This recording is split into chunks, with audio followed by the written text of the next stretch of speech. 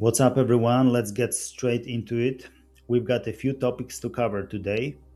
Iran seizing ships in the Strait of Hormuz, America's blockade falling apart, airlines canceling thousands of flights, a major EU loan to Ukraine that won't end the war, and Israel losing the narrative even in friendly countries.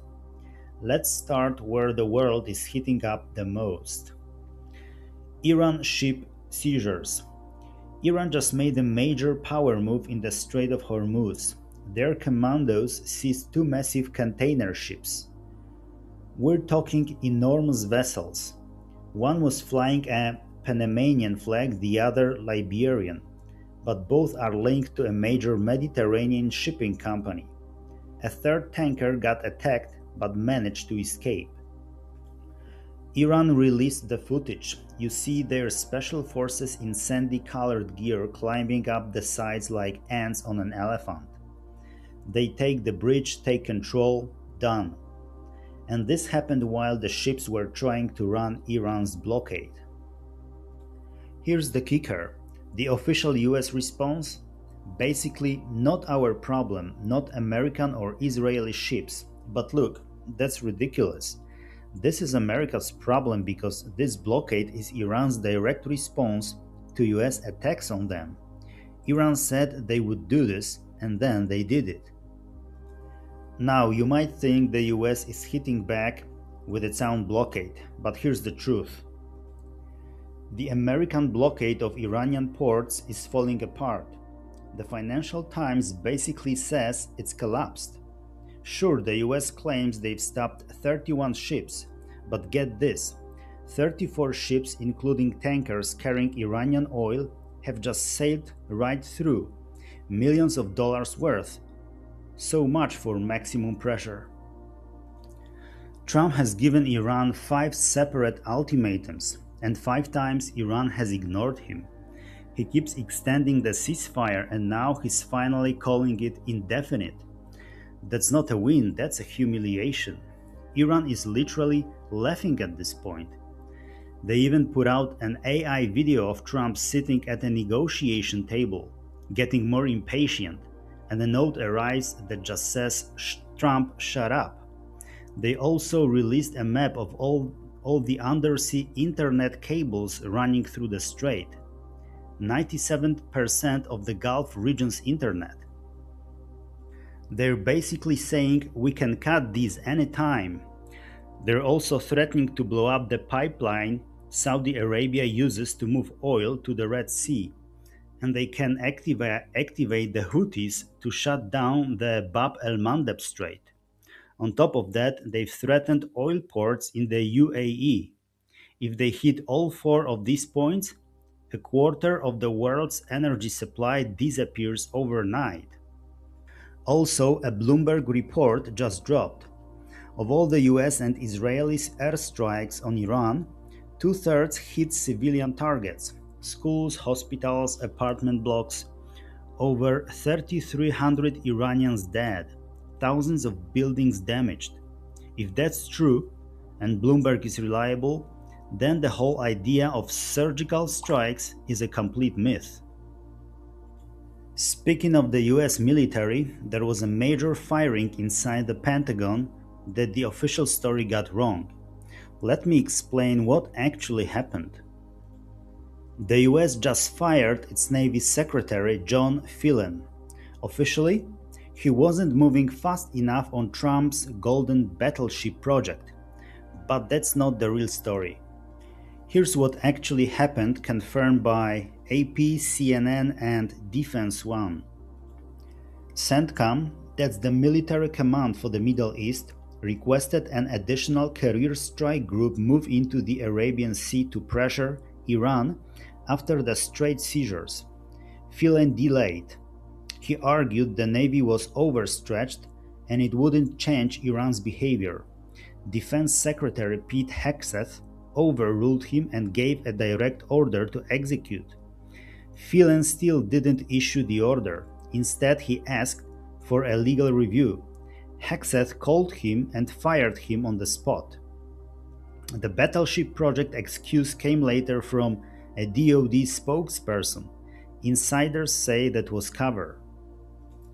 And here's the other angle. Phelan was a Mar-a-Lago regular with direct access to Trump. Hexet reportedly hated that, felt Phelan would go behind his back to the president. So the firing was also territorial, Hexet asserting control. Third senior official pushed out during an active war, not a good look. Let's switch gears now and check in on Ukraine. The EU finally agreed to a 90 billion euros loan, basically a gift wrapped as a loan. Hungary had been blocking it over a damaged oil pipeline, but the pipeline got fixed and Orban folded. This covers about 2/3 of Ukraine's financial needs for this year and next. But here's the catch, the war is at a total stalemate. No breakthroughs. This money keeps Ukraine alive, but it doesn't end the war. And Trump has lost interest. He might just drop Ukraine completely and strike a deal with Russia. Meanwhile, Russian forces have made small advances near Dnipropetrovsk. Nothing decisive. But the front line isn't moving in Ukraine's favor either. Europe is pouring money into a frozen conflict with no exit strategy. Next up, and this one affects you directly if you're flying anywhere this summer. Airlines are starting to crack. Lufthansa is canceling 20,000 flights over the next 6 months to save jet fuel. Why? Since the Iran war started, jet fuel prices are up over 70%. Europe gets 41% of its jet fuel through the Strait of Hormuz. Other airlines, Ryanair, KLM, EasyJet, are also warning that their fuel supplies might only last until mid-May. If you're planning summer travel, good luck. This isn't a strike or a staffing issue. This is a fuel supply problem. And as long as the strait is contested, it's not going away. Let's turn now to Israel, because the spotlight there is getting brutal from multiple directions.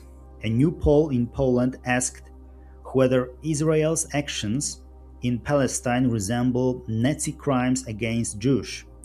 45% of Poles said yes. That's huge for a country that used to be one of Israel's biggest supporters in the EU. When you start losing public opinion in Poland, you've lost the narrative. Also, an Israeli airstrike killed a famous Lebanese journalist, Amal Khalil. She was reporting on destruction in southern Lebanon. She and a colleague were hiding in a building clearly marked as press. 2 hours after she called her editor, while international organizations were begging for a rescue, the building was hit. Israel says she was Hezbollah. No evidence, as usual. And in southern Lebanon, 3 Christian villages are under siege.